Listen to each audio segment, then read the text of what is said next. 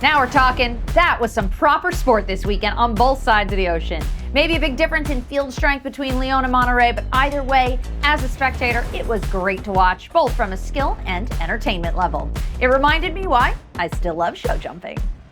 Horse Bytes is presented in part by My Show Advisor. It's never been easier to plan your horse shows. Welcome to Horse Bytes, your 5 and 10. 5-star show jumping, all in just 10 minutes. We saw some exceptional sport across the board this week. The field strength in Lyon at the World Cup was really strong, with people pulling out the big guns. A super short time allowed saw some funky moves and lots of heartbreak, but an electrifying 10-horse jump-off had the enormous French crowd on their toes till the very last rider. Ritchie, Vogel, and everyone's favorite United Touch stole the show for their 5th 5-star m60 victory together, ahead of Harry Smulders and Eduardo Alvarez-Aznar. Monterrey, on the other hand, saw another leg of the MLSJ, where the Roadrunners took the win in the team competition, and Ireland's Darragh took an unsuspecting win in the 5-star Grand Prix to pick up the biggest payday of the weekend, garnering them over $112,000 and the 17-year-old stallion's first m60 5-star win of his career. A quick shout out to the super 9-year-old Foxy de la Roque and Victor Bettendorf, who won the Grand Prix on Friday in Lyon with an insane jump-off, helping them to their 3rd m60 5-star victory this year, tying them with Leonie J and Checker for the horses with the most wins at that level this season. Finally, some proper sport. It's been a bit of a sleepy start to the winter season, but now we're talking. What a class in Lyon for the World Cup. Ritchie, Vogel, and United Touch flew away with the win with a blazing fast jump-off round, beating out Harry Smulders in Monaco and Edu Alvarez-Aznar and Legend. Less than half a second separated the top 5, who all finished within the 37-second mark, excluding Max Kuhner, who actually had the time to win, but had the last fence down in the jump-off. The course was challenging, but with such a strong field strength, the course designer Gregory Baudot set a tight time allowed to help narrow down the jump-off field. With 10 out of 40 eventually going clear and Ritchie Vogel taking a shortcut in round 1 to ensure he made the time allowed, the clock catching some people out made for some very disappointed folks, including Steve Darragh, Gilles Thomas, Jean Cedran, and perhaps one of the best rounds of the day from Jana Vargers and Darragh, who actually came back from a fall on Friday night to redeem herself beautifully.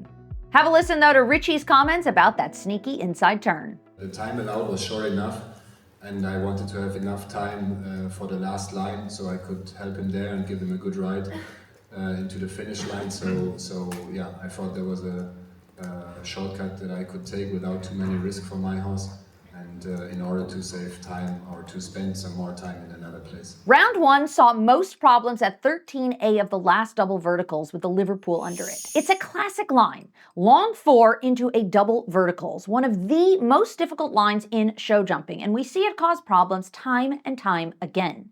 I was surprised more people didn't opt for a short 5 there. I most likely would have. Essentially, though, it was the time allowed that made the course so tricky.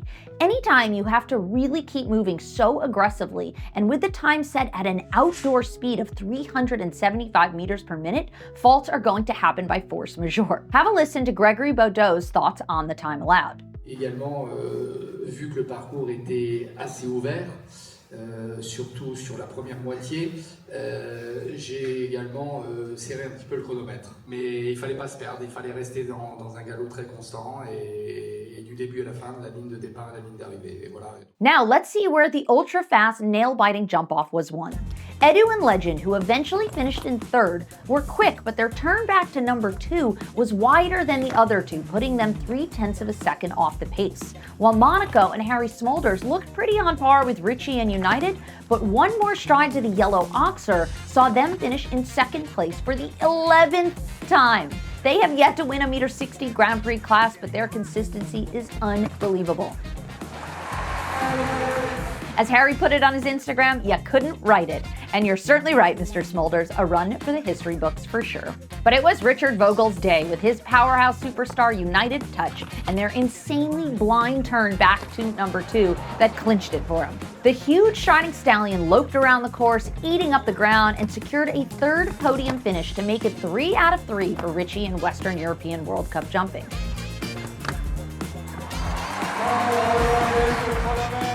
And fun fact, United has won every 5-star m60 jump-off he has ever jumped clear in. Overall, great jumping, great crowd, worthy winner. Now that's what I call top sport. Although I kind of miss seeing any females in the jump off, but hey, that's how it goes sometimes in our game. So, very different jumping in Monterrey, but no less entertaining. Obviously, it's hard to compare a giant grass arena to an indoor like Lyon, and the field strength in Europe was way stronger this week, but the prize money was significantly higher in Mexico, and the educated and enthusiastic crowd in Monterrey made for an awesome atmosphere. The MLSJ's method for generating a seeded start order that takes into account the entire week's results, so the strength of the field improves as the class goes on, makes for very exciting watching. Especially since the first half of the class annihilated Anthony D'Ambrosio's track, with only the first clear coming at 15th in the original order. The time allowed got adjusted up after the third rider, and good riddance, otherwise we might not have seen any clears. And it was still tight, because we saw a lot of time falters. The open water also caused quite a few problems with not only faults, but also a forced retirement for Andres Escarraga and an unfortunate fall for Rupert Karl Winkelmann. And amazingly, the first fence caused a ton of trouble, with more than 10% of the class having it down. We caught up with Darragh to discuss the true difficulty of the course, as faults can be deceiving when you have a weaker field strength. Have a listen to what he had to say. The course was technical, careful. The oxers weren't huge, but it was a difficult course to try and get clear within the time allowed. Always interesting to hear from riders with so much experience, huh? Despite the dismal scores in the first round, 6 made it through to the exciting jump-off. Christian Allman was up first, who put in what looked like a really fast round, but would eventually have to settle for 4th. An iconic combination to see in action. Darragh and his Olympic mount from Tokyo, VDL Cartello, were up next and laid down what would prove to be an unbeatable time. Darragh is a super fast rider, and Cartello has a big stride, so his round was deceivably quick. He never pulled on the reins, and he used his track wisely, making sure to be turning already over the fences rather than waiting until the landing side. See his smart ride from the wall to the last that eventually clinched it for him. After that, they came a-chasing, but with faults or slightly slower times, no one could catch him. Emanuele Camilli and his uber-consistent Odense Odeveld, who finished as runners-up a few weeks ago as well, tried to catch Darragh, and despite a super fast round that actually looked quicker to the naked eye, they missed out on the top spot by only 0.08 of a second. Like in Lyon, only fractions separated the top few, and the Mexicans' last hope of a home win came with Eugenio Garza, but after he tried to be slick to number 2, the harsh angle meant the distance didn't work out and their hopes were squashed early on. What a shame. He had to go for it. He had to go for the angle. All in, we were treated to great sport this weekend with happy fans and athletes alike. With varying degrees across the ratings, I'd give Lyon an 8.5, especially since that time allowed made it hard to garner clears, and Monterrey a 7.3 for great entertainment, but that number was brought down by a much weaker field strength.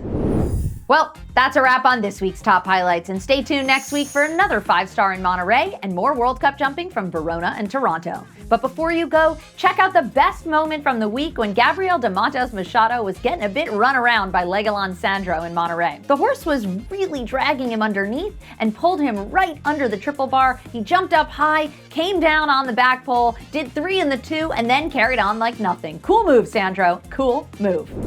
Stay tuned to all of our socials. Make sure to subscribe and follow along all the action as it unfolds here on Horse Bytes. Your 5 and 10 5-star show jumping, all in just 10 minutes.